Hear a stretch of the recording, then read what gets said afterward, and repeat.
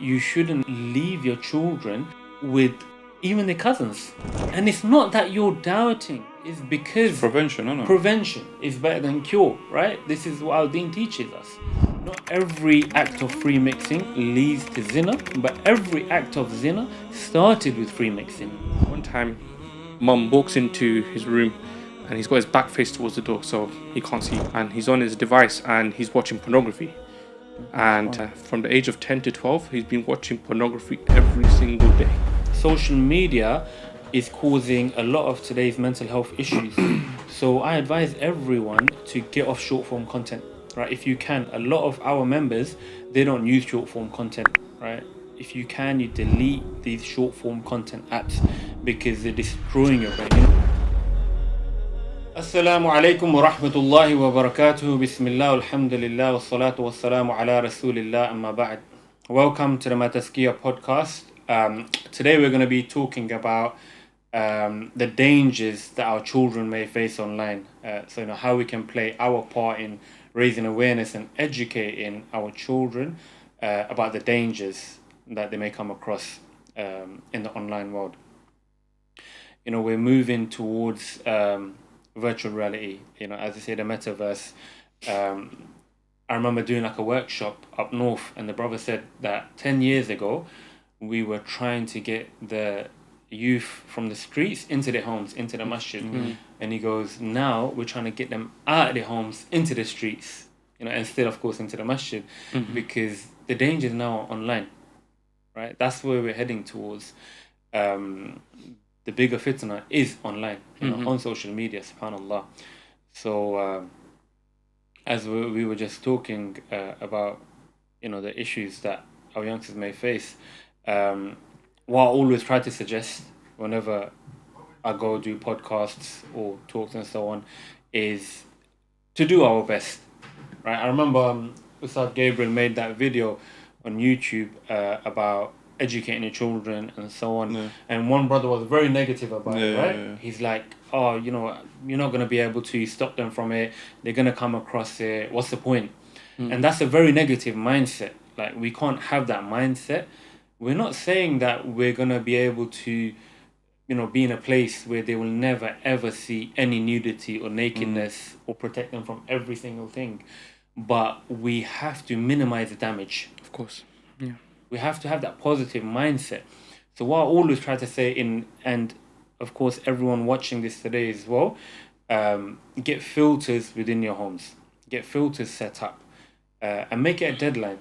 Right? Tell yourself, put on a reminder. Say I'm going to do it by tonight, or at least by tomorrow night. I'm going to make sure all the devices in my home are filtered. Right? There's protection there for myself, for my family, for my children. This is a duty of parents, and not only parents, it's also you who may be suffering from this addiction, maybe suffering from pornography addiction, and you as an older sibling, it is also your responsibility to get these filters set up and protect yourself and your younger siblings, inshallah. So number one is you can go to your internet provider and block all adult content. So that will basically stop everything coming into your home, inshallah. And beyond that, you want multi-layer protection. So you want to install filter devices. So if you go on mytazkiyah.com, resources, we have a page called filters and blockers. Under resources. Under free resources, sorry. Yeah. And one of the members very kindly has made a list of different filters and blockers that you could use. And one that I use in my house is called Custodio, Custodio. It's basically, it has a parent's version of the app and a children's version of the app. And you can install the parent's version of the app on your device, on the parent's device.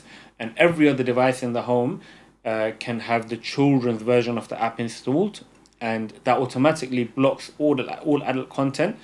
And beyond that, you also get reports. It flags up on your device if your children are visiting anything explicit. And that transparency is very important, inshallah. Any other suggestions, guys, with the filters? Not specifically filters, but devices, about not letting your child be alone with a device, no matter how, even with the filters, no matter how locked down it is, we shouldn't let them take it to their room. Yeah. Because this is where they can accidentally come across something, and it only takes that curiosity to then go ahead and keep probing as such and keep going forward. So it's about making sure that if they are using a device, it's within in a living room or Open something space, where parents are present or an adult is present. So they can't be doing things in their own room, and so that we are able to see what they're doing and what they're looking at, and to have that open dialogue as well with our children. And I think what really sparked this conversation was a few weeks ago when I came across a reel on Instagram, and there was a sister who's a coach, and she mentioned how her child was asking about a particular sex act. I'm not going to mention exactly what it was, but it was a particular sex act, and this child came to the mom saying, "What is this?" And the mom asked, "Do you know what it is?" He goes, "I think I know what it is, but I would like you to explain." And so she said that, look, she's talking about intimacy between a husband and wife, and how there's this certain act, and the child's like, but it's disgusting and this and that. And anyway, not going too much into it, but basically this sister was able to have an open dialogue with her child and explain it to her in a way. And I posted this reel to a group of friends, and we were discussing this. And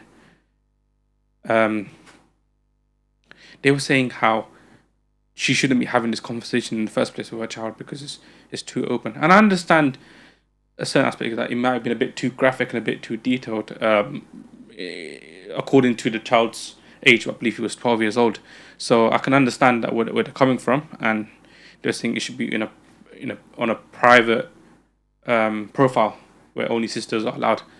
I said, well, anyone can come across that profile and request and make a fake sister's profile and then request to join, or even that video just can get out and just be shared somewhere else. So where do you kind of draw the line of because parents don't know how to have a conversation about sex and intimacy with their children, and it is somewhat important, because if you don't mention it to them, they will find out from somewhere else. And I remember watching a video and the sister was saying how it's not about if they come across pornography, it's about when they come across pornography. So I believe it's so important to have that open dialogue with your children and to be able to speak about these issues, but obviously respectful in a way that is appropriate for your children.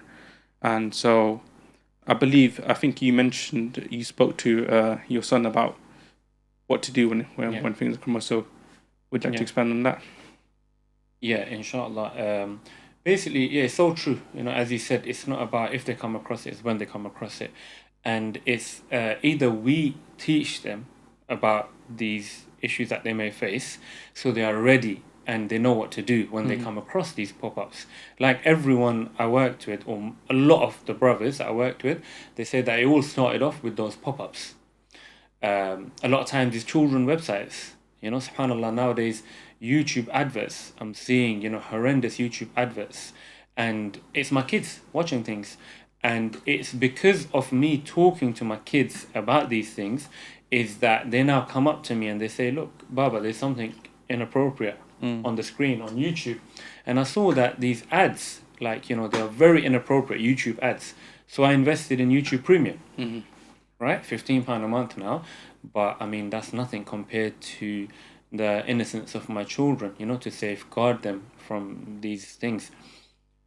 And yes, either we talk to them about it or these industries teach them about these things.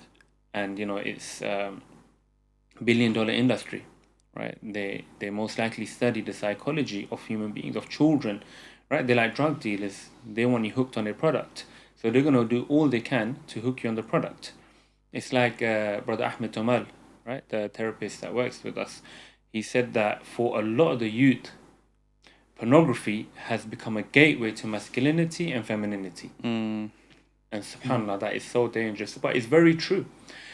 Boys are watching this and they're learning, okay, this is how I become a man. This is how I may treat women.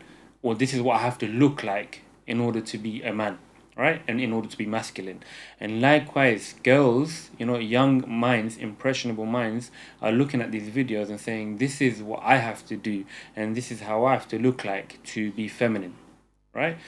And it's basically becoming a form of relationship education, sex education, and it is very far from what real relationships should look like.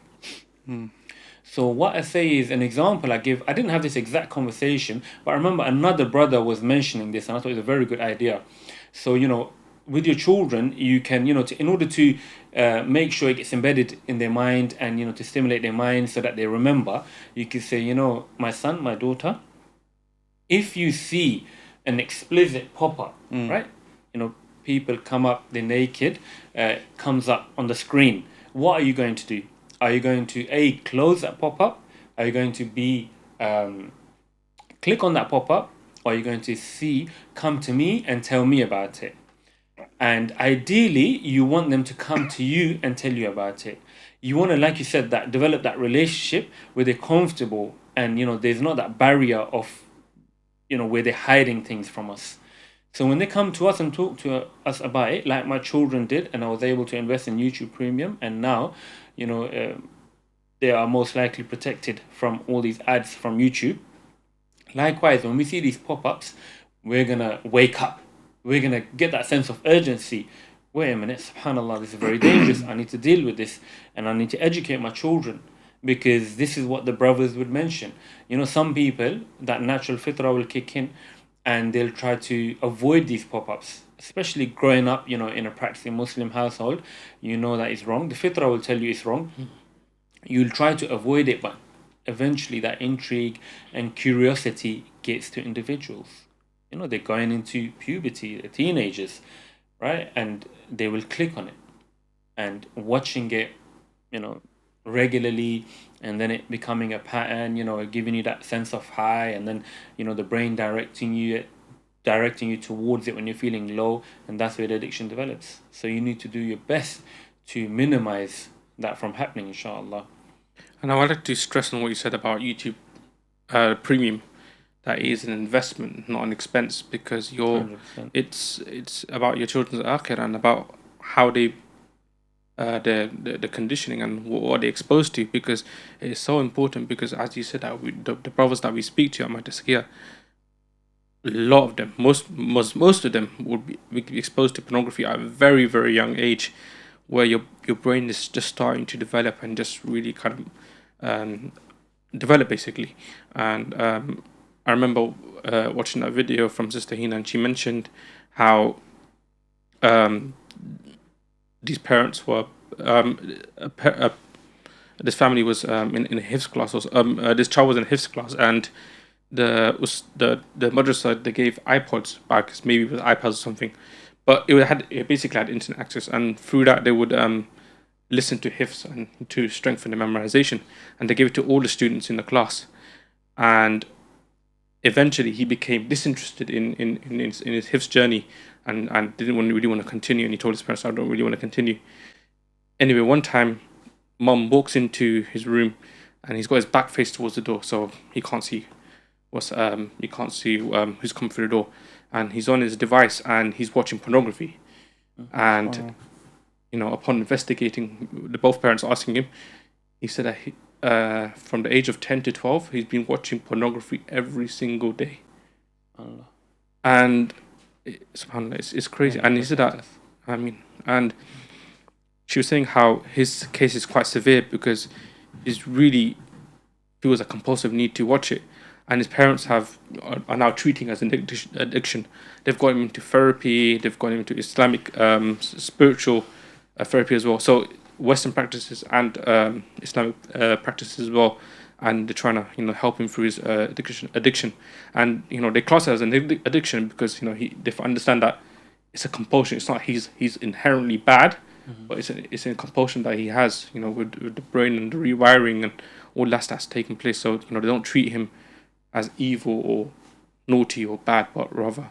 And this child who said that mum, dad, it's been 1 month and I haven't watched pornography, and he's happy, and the parents are celebrating his achievements, stuff like that. But sometimes he will even come to say, I just couldn't do it, and I succumbed, and I relapsed. And so, to have that open relationship with him, which is so important, because I remember watching another reel which we recently saw from brother Abu Hafsa about shame, and how he mentioned in his reel how You should feel the shame to prevent you from not watching it. yeah, he said, like, if your parents were to walk in, you would immediately close your laptop or close your device and stuff like that. Is that have that same consciousness and fear of Allah Ta'ala. And we understand this, but it is very hard for an addict to actually internalize this. And as we said, that the shame only drives the shame and the guilt only drives a person deeper into addiction, because they're trying to after they've relapsed, they're feeling this overwhelming shame, overwhelming guilt, and they're thinking, how can Allah forgive me? And they may do tawbah, but then they're thinking, am I really sincere in my tawbah? Because how many times have I relapsed over the last 2 months, 3 months? And thinking, am I really serious about this? And they'll question that whether their tawbah has been accepted. And they may see some sort of difficulty in their life and thinking, no, Allah's punishing me through this. And they really lose that hope in Allah Ta'ala. And then that shame and that guilt and it's just eating their brain, and they turn back to the old friend, which is pornography, and they carry on watching. So it's in that endless cycle of feeling shame, wanting to escape that shame, and falling back into the addiction.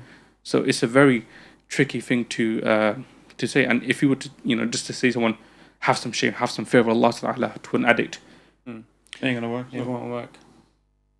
No, because this is a very important discussion. I think a lot of people who are watching this video may not be aware of these issues, maybe because they're not in the field of addiction or haven't suffered from these addictions. They may not understand. But you see the brothers that get sober, long-term sober brothers from our program, a lot of them fully understand this. So when we say don't feel shame, or we don't even say that, but when we say shame could be a trigger towards taking you back to acting out, what we mean is that you have to differentiate between regret and shame, right? Everyone is going to feel bad if they watch pornography. The fitrah will not make you feel good. You're not going to watch it and feel good about it, right? So whoever's watching it, they're going to feel that regret. And that regret should, that regret is tawbah. So we're not saying don't feel bad about it, but what we say is that shame, excessive shame, a lot of addicts suffer from excessive shame. And excessive shame is very dangerous. It becomes part of the addiction cycle. Because when a person is feeling shameful and is overwhelmed by despair and shame, what is happening within the body? They are feeling anxious, they are feeling discontent, they are angry with themselves, there's self-hatred, self-sabotage. And what are they going to do to escape that pain? They're eventually going to go back towards the lustful pathways. They're going to go back towards the pornography, back towards the addiction to escape that. So then they act out, then they regret it, they make tawbah, and then they move on. This is what we're supposed to do, right? An addict, once he basically makes tawbah, he recovers, he moves on with a positive mindset. And he doesn't let himself get overwhelmed by shame, because shame will bring up those same emotions that are part of the addiction cycle that you then have to escape again. And what does an addict do to escape that? Right? He goes back to his old habits of pornography. Acts out, regret, tawbah, shame. And obviously with shame, there's a lot of the other negative emotions attached. Anxiety, fear, stress, like I said, self-hate, self-sabotage, literally physical symptoms within the body. And then you're going to go again to escape that. But this is something you learn when you're around a support network, when you're dealing maybe one-to-one with a coach, counselor. And this is something you can delve deeper into, inshallah. You like to mention as well that basically a lot of youngsters, they're always saying that, oh, why is there this restriction? Why is there that restriction? Why is this haram? That's haram. Everything's haram in Islam. The thing is, I was listening to it was a YouTube channel, I can't remember what. There was a scholar. He was basically speaking, and he was explaining that, look, the society that we're living in, like living in a Western country, obviously because the vices that are there, Islam blocks you from them, isn't it? Islam tells you, okay, this is haram, this is haram. If we were living under Sharia or in a Muslim country that there was none of this, you wouldn't be saying, okay, this is haram, don't go there. This is haram, don't do that. You know what I mean? So it is, because we're in a Western country and a society and everything, and that's what makes it like, things haram. So it's not that Islam is, you're forbidden to do all of these things or certain stuff. It's not Islam. Islam protects you from it, but because we're in the West, we have that room for comparison. Exactly. So we're comparing according to the standards of the West. That's so it. If we were that's living it. in a Muslim country, I mean, it would just be all for our own protection. Yeah. So it will be as it is, or as it's supposed to be. Also, this is another thing as well. It's like, Asians. I don't know. I'm just talking obviously from the Asian perspective. It's like, where you got kids that are in a room with you and you're watching TV. You're watching Bollywood movies. Oh, you're Asian yet? Damn. Is that a revelation? Yeah. But you're watching like movies and there's Bollywood dances, and right now Bollywood, it's full of half naked women and stuff, and your kids are watching it with you, and you're okay with it, So what are they gonna think? They're gonna think, all right, this is all right, isn't it? Do you know what I mean? So they're getting exposed to stuff like that, and then obviously that's gonna play in their mind. They're gonna go into their room or whatever and try to search up stuff and stuff like that. So I think sisters and brothers as well, like especially the elders, you need to fix up, and with having the whole family watching a Bollywood movie with you, and because that's crazy. Because what it is, once the haya's gone, then that's it, isn't it? Like you like the parents will lose respect for the child, will lose respect for the parents because he has no haya no more, Yeah. So you need to keep that boundary there, and inshallah avoid these kind of things, like protect them. So like we mentioned, it's very important for parents to be very open. Myself, I'll say, you need to be open with your children. Whereas they're open to, I mean, they feel comfortable to come to you and speak to you about anything. You know what I mean? Yeah. And you don't need to start telling them off or anything. You discuss with them, tell them, okay, this is what it is, how to prevent it, what Islam says about it, and why is it best to avoid it. How is it going to help you as an individual?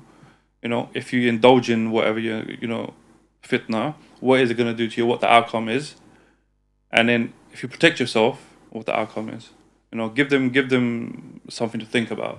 And like Brother Ahmed Tomal was saying in that podcast we did with Inspirited Minds, we're all human.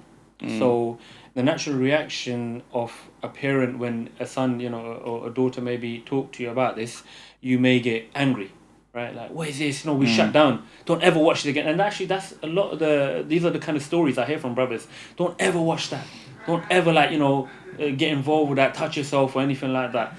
And one individual was saying that was the time where my, dialogue, or there was a split between me and my parents. I just shut off and went into that world when I was told in that way, right? So Brother Ahmed was saying that if you feel a certain way, right, that fear, may kick in, and you can say, look, son, it's okay. We'll talk about this later, right? When you're more calm, patient, and ready to deal with it. Maybe you can do some research on the topic and go back, right, with a clear mind. Because, bro, look, we talk to our children about the dangers of alcohol, the dangers of drugs. But why don't we talk to them about the dangers that they may face online, the dangers of zina? As Allah subhanahu wa ta'ala tells us in the Quran, وَلَا تَقْرَبُوا zina, do not go near zina. And even scholars mention, again, if people have an issue with this, there are scholars, right, that have mentioned that you should talk to your children about these issues, about safeguarding from the ages of 5. Making sure, explaining to them, don't expose your private parts to, people, right? These are private parts. Likewise, if someone has exposed their private parts, let me know about it. I try to have these conversations with my children regularly. Subhanallah, I want to actually talk about this topic as well, which is as much or even more important. And I've become more conscious of this since doing the work at My Tazkiyah, I wasn't really aware of this. But so many brothers have mentioned that, they've been sexually abused by family members, by people who were supposed to protect them, by loved ones, trusted ones. And now I talk about this a lot, and I feel like sometimes around families, they may, alhamdulillah, they agree, but inside they're probably thinking like, you're a bit extreme. But no, this is not extreme. No, you can't trust no one. This is from experience. You can't.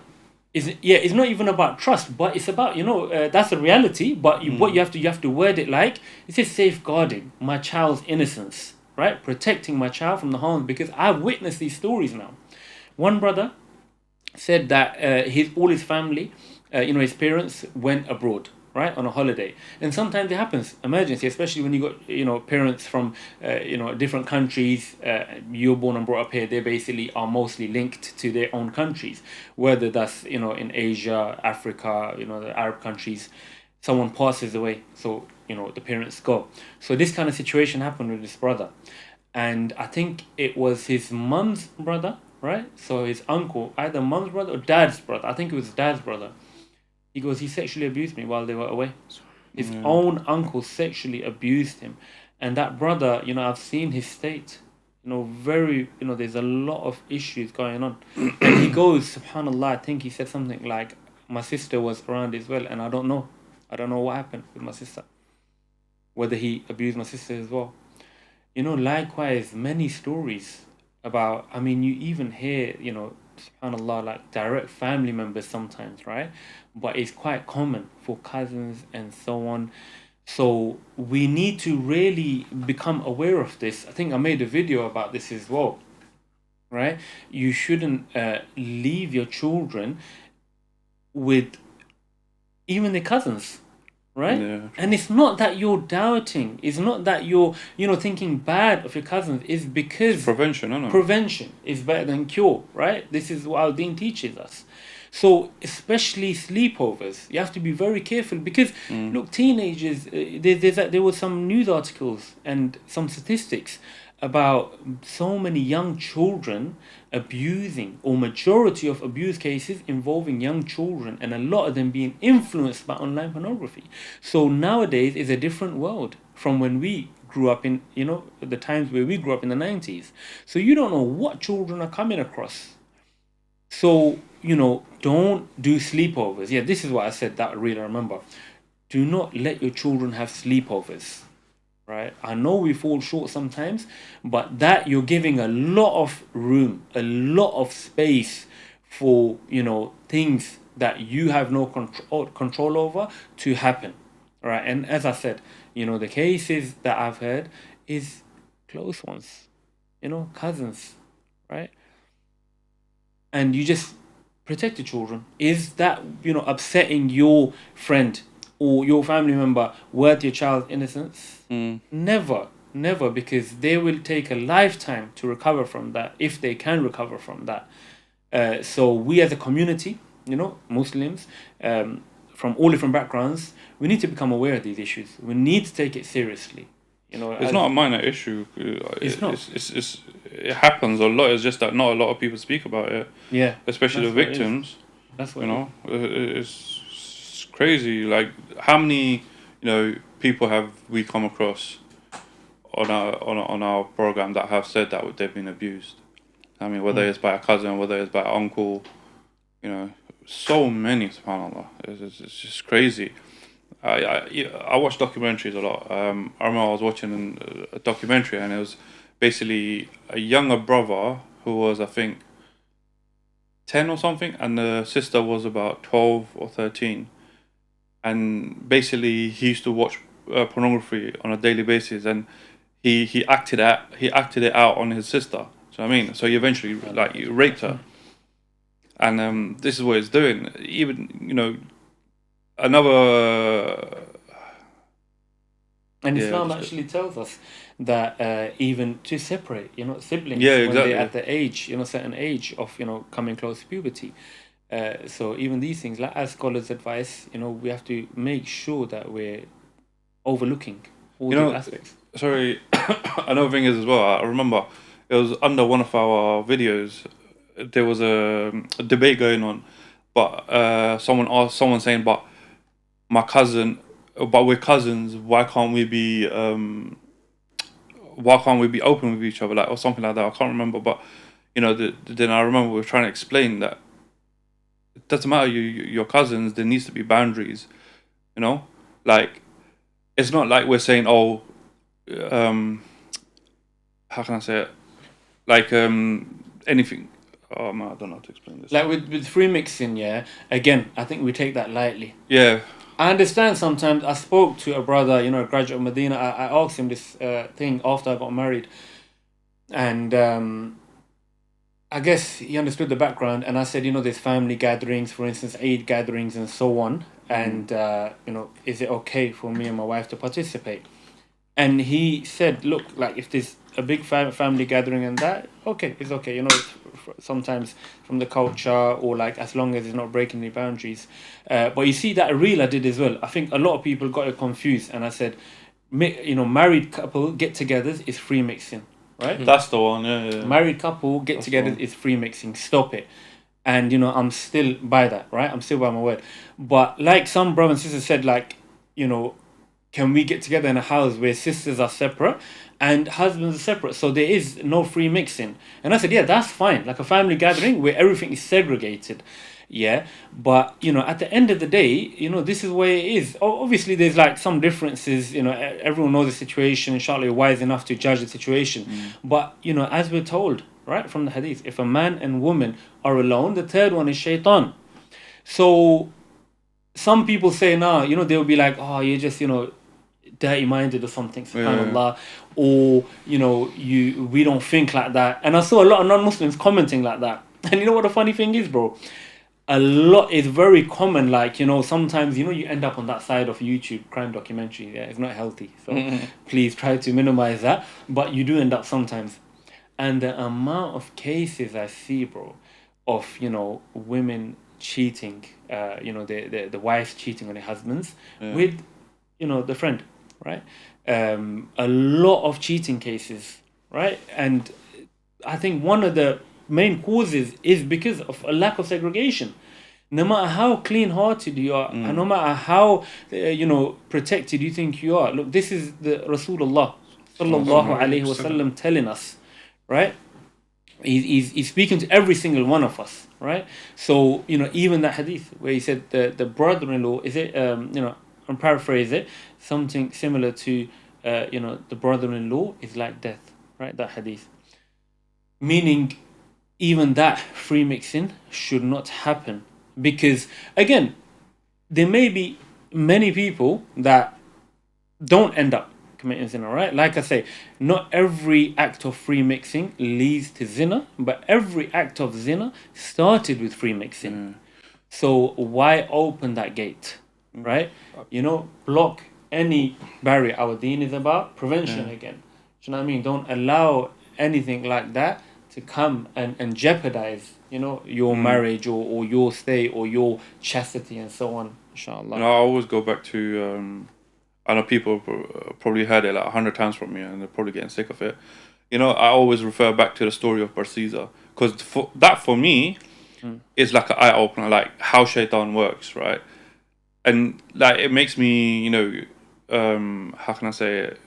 Like check myself, like, if a pious man like that, like an abid who can die upon kufr, do you know what I mean? Like, may Allah protect us. Like, we're nothing. You know what I mean? So I would advise, if you haven't read the story of Barsisa, make sure you go and read the story of Barsisa. It's to do with, all of this, inshallah. Going back to children and what you mentioned about protecting them from others. We and about explaining the private parts and how it shouldn't be shown to others, nor should anyone see theirs, or not to see anyone else's rather.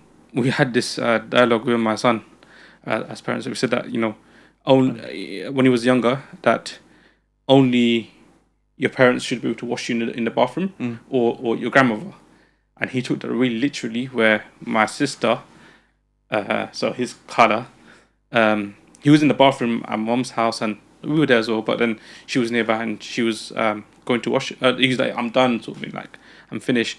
And she was about to wash me because you can't wash me. Only my parents and Mark and Mammy, my grandma. So he took it really literally. And it's mentioned that your colours are okay. Sorry to cut you, but look how innocent that is. Yeah. Like when they're young and you tell them, it sits in their heads.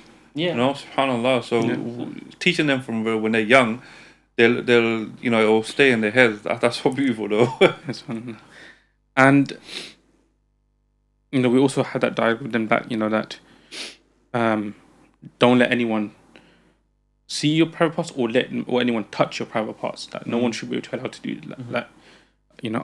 Washing is different with trusted adults. It's different, but otherwise, no one should be able to touch or see. And that's such an important thing, such an important dialogue to have, because children, they don't really know what's what. Like, they don't know what's right, what's wrong. Exactly. And what you mentioned before about brothers telling you they've been sexually abused, we think that females are more vulnerable.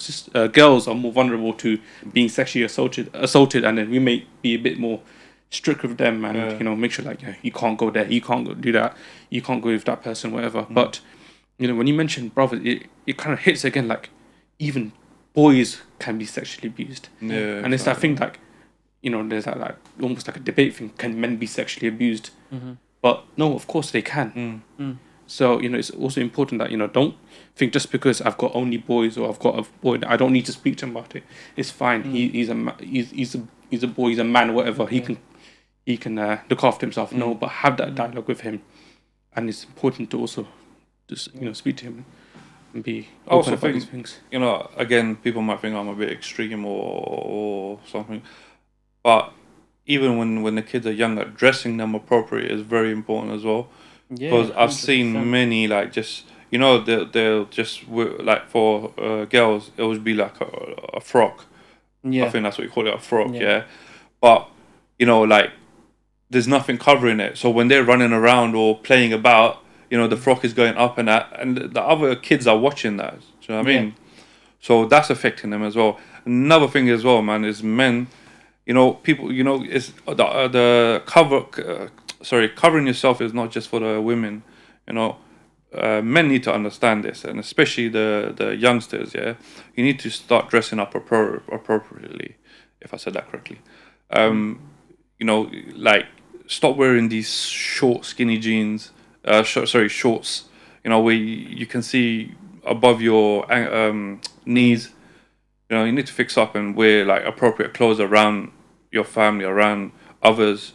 Because I've seen a lot of Asians wearing shorts up to here, and they think it's normal coming into a family gathering, and it's like, what's going on here? Do you know what I mean? That's your aura. You need to, cover it. So, yeah, man. No, 100%. A lot of people raise that topic, right? About young children, because we're living in that hypersexualized society. And I was having that discussion as well on a live Monday, that with it's social media is causing a lot of today's mental health issues. So I advise everyone to get off short form content, right? If you can. A lot of our members, they don't use short form content, right? If you can, you delete these short form content apps, because they're destroying your brain. This YouTube, what you're watching right now, it's long form content. It's not having that impact on your brain the way short form content will have, right? With short form content, every time you're flicking, it's similar to drugs. The For You page is filled with the most watched videos, right? And what are the most watched videos? The ones that are liked, most commented on, most shared. And what type of videos will they be? The ones that are the most interesting, exciting, release the most amount of these feel-good chemicals within your brain, dopamine. So every time you're flicking through, you are getting this dopamine kick, and you want more and more and more. And notice this, everyone pay attention to this, because I feel this. After I use short-form content apps, because I'm more aware, isn't it? Because I'm into these things addiction and so on. So after I feel down, I feel low mood after using short form content apps. because I concentrate and I focus on it. You know, sometimes I try to focus after having a coffee. You feel that low mood. It might not be as severe as drugs, but you feel it, and it's affecting your brain. Some people tell me they can't sleep in the night, and I said, "What are you doing in the night?" Just flicking through Instagram. Of course, like it's too stimulating. But I digress. Coming back to what I wanted to actually mention is that young boys, especially young girls, the comparison is killing us, right? Even, you know, me at 36, I will be victim to this. Sometimes I could point my wife out. She'll mention something, right? And it'll be like, oh, look, you know, her husband's taking her hair. I was like, you're falling for it again. You're falling for the social media traps. We're in our 30s. Yeah, please allow it. And even me, I will sometimes compare. Yeah, you got like all these brothers, you know, bodybuilders and this and that. And then when you hear women talking about girls is on a different level, bro, we don't understand it. You know what I mean? Obviously, we're men. So all these, you know, I don't even want to mention these influencers, yeah? These big influencers with all these fake, you know, what do you call it? What is it? Surgeries to amend their bodies and, you know, maked up and caked up. And young girls are basically continuously comparing themselves with all these people. And society, like we were saying, how pornography is teaching a lot of people masculinity, femininity, social media is teaching these young girls about femininity. This is how I have to look if I want to be accepted, right? And that's leading to things like anorexia, you know, bulimia, because they are starving themselves so they can be skinny like that model, you know. And this is where we can only start from, you know, the home, right? We as Muslims, we need to change this. And I was speaking to the sister on the live the other day, right, that we did. And a lot of time, for instance, married couples, I'm not saying dish out your dirt or expose your partner, but be real, because a lot of married couples, and you see, like I said, even my wife will fall for this sometimes. Maybe I will fall for this. We're comparing ourselves with other people's marriages. But those married couples are only showing the good times, right? They're not going to be real. So you see the married couple reels I'm doing, what my intention was, try to be a bit real, because I feel like a lot of divorces is definitely much more prevalent, right, than it was before. And I feel like social media is a big cause of this. So we have to teach, you know, newlyweds and married couples that you're going to have arguments. You know, there's going to be words like divorce mentioned. Women will mention it, you know what I mean? As much as they mention they want takeaways. But, like, you know, you don't have to... That's not the end. You know, that's not like end. And I feel like some people, because they don't go through these little tests and trials and fights, when it comes to it, you know, and the divorce mentioned, and that's it, they quits. They call it quits and it's finished. But, you know, you need to be resilient. And I feel like as Muslims, just be a bit more real. Even as sisters, as brothers, right? And again, a reminder for myself, for sisters, you know, there's this... I saw a video, subhanAllah. I know we're going a bit off topic, but I feel like these are important topics, yeah? There's this brother on TikTok. He had very valid points. He goes that the hijab is being sexualized. And a lot of it, right, is due to hijabi influences. You know why? I'm not saying it's all a fault. Of course, men have to take responsibility. We're told to lower our gaze. I'm not giving anyone that leeway. And alhamdulillah, we don't end up on that side of TikTok on Insta. You know, I mainly use it for work. But these youngsters are telling us. He goes, there's, you know, it's become a category. Non-Muslims, he goes, non-Muslims are basically, he's heard non-Muslims say, I want to try hijabi. Why? Because subhanallah, this beautiful thing, you know, from the mothers of the believers to do hijab, from Allah subhanahu wa ta'ala commands, is now become a thing where, you know, it's become a trend. They're singing songs with hijab. You know, they are sexualizing it. And my dear sisters, you know, it's beautiful that you are wearing the hijab. Never let go of that. But please be aware.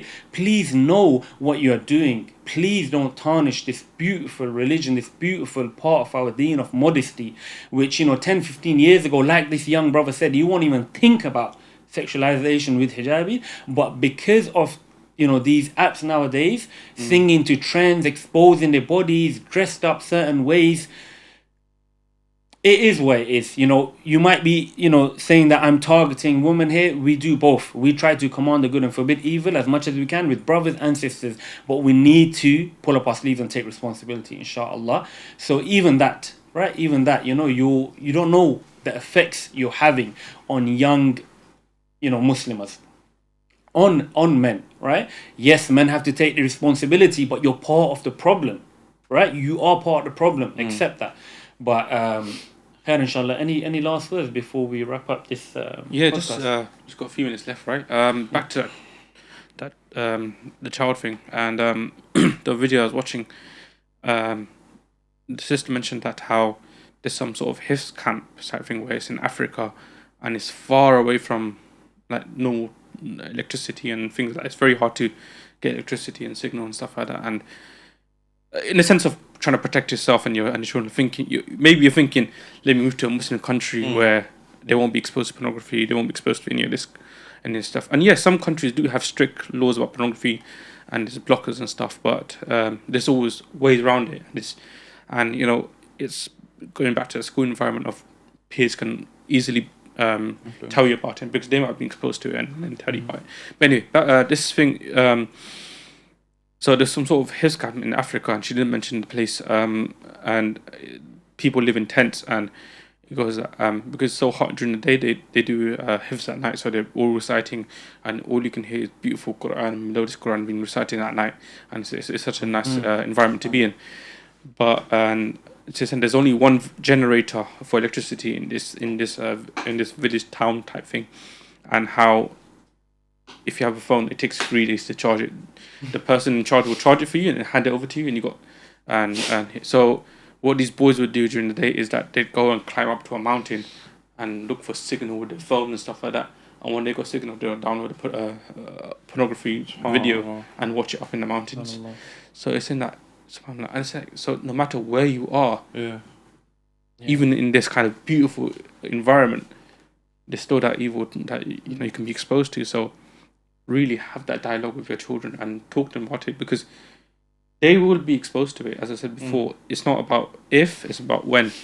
You can have the strictest filters in your house, and maybe they will never come across it in your own house.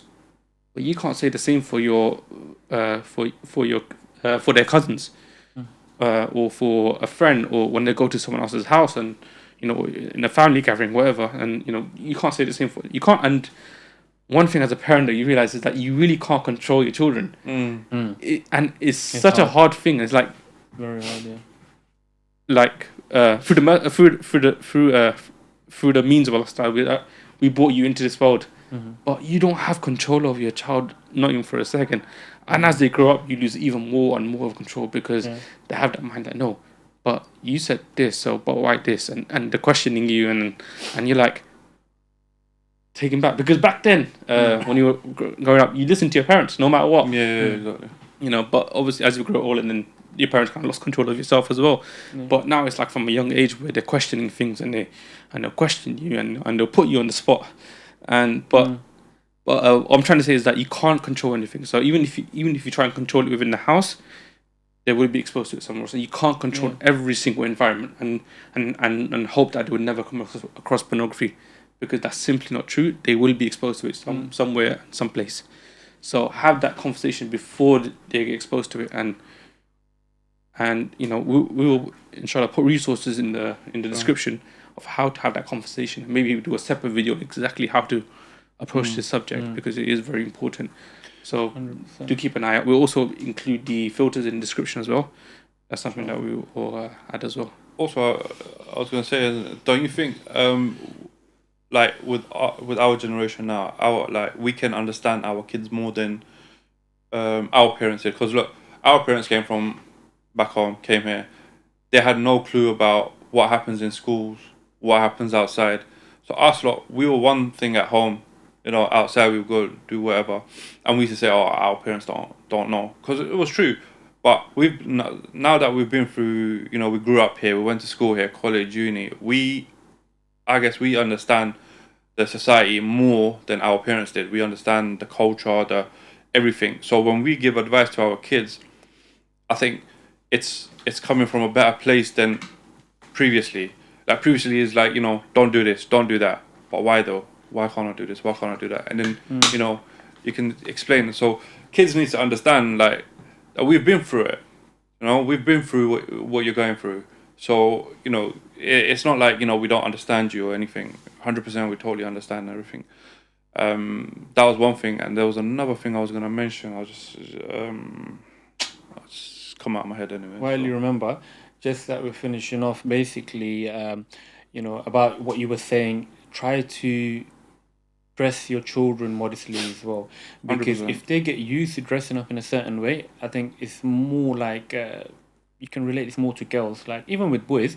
But if the girls get used to, you know, wearing, you know, these small clothes and so on, it's going to be hard for them to transition, right? In teenage years, they might feel it odd. Do you know what I mean? So just, you know, resistance. Yeah, more resistance towards it. Be age appropriate. Even like with my sons, like I know it's sometimes like, you know, alhamdulillah, a lot of families, they'll have tobes on a lot, you know, with young children. I tried to do that, but sometimes, you know, we forget, or, you know, things, you're rushing somewhere to a dinner and something, and you don't put the tobes on. But the more we, you know, give them that modest wear, Islamic clothing, the more, you know, accepting they'll be of it, and the more used to they will become. They'll become more used to it, inshallah, and, you know, it will be easier for them to transition into in teenage years. Yeah.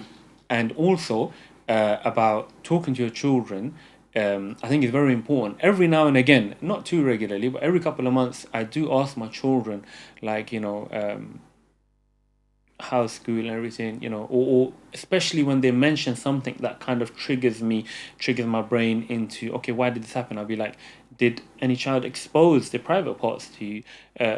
What happened? How was it? You know, how was everything? You know, you have to ask them, right? And then alhamdulillah, you know, the majority of the times, or all the time so far, may Allah protect our children, all of our children, you know, they'd be like, no, okay, that's what it's like. Once I remember my son was like, oh, we're in the toilet, and the boy took his trousers down. But I was like, what else? He had his underwear on. Well, he just took his trousers down and he showed it to another, you know, student or something. But, you know, these things, you need to basically nip them in the bud. You know, if that happens, you go and speak to the teacher, let them know, like, so they can speak to the parents. And even in Islamic schools, alhamdulillah, my children go to Islamic school, but I hear things that are quite similar already as children. You know, they're experiencing things that we may have experienced in normal public schools, right? So have these conversations, inshallah, you know, in a wise way, an appropriate way, and have regular conversations. But I think we'll end it there, inshallah, yeah? Sure. Jazakallah khair for tuning in. Assalamu alaikum wa rahmatullahi wa barakatuh. Alaikum salam wa rahmatullahi wa barakatuh.